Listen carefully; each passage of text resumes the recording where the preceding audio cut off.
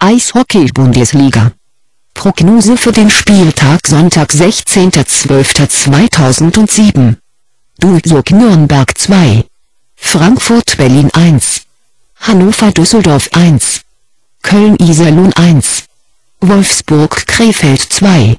Straubing Mannheim 2.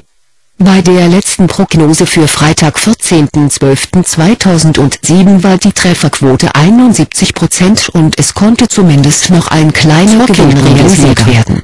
Prognose für den Spieltag Sonntag 16.12.2007. Duisburg Nürnberg 2. Frankfurt Berlin 1. Hannover Düsseldorf 1. Köln Iserlohn 1. Wolfsburg Krefeld 2. Straubing Mannheim 2. Bei der letzten Prognose für Freitag 14.12.2007 war die Trefferquote 71% und es konnte zumindest noch ein kleiner Gewinn realisiert werden.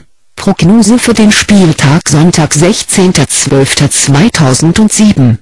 Duisburg Nürnberg 2. Frankfurt Berlin 1. Hannover Düsseldorf 1. Köln Iserlohn 1. Wolfsburg Krefeld 2. Straubing Mannheim 2. Bei der letzten Prognose für Freitag 14.12.2007 war die Trefferquote 71% und es konnte zumindest noch ein kleiner Gewinn realisiert werden. Prognose für den Spieltag Sonntag 16.12.2007.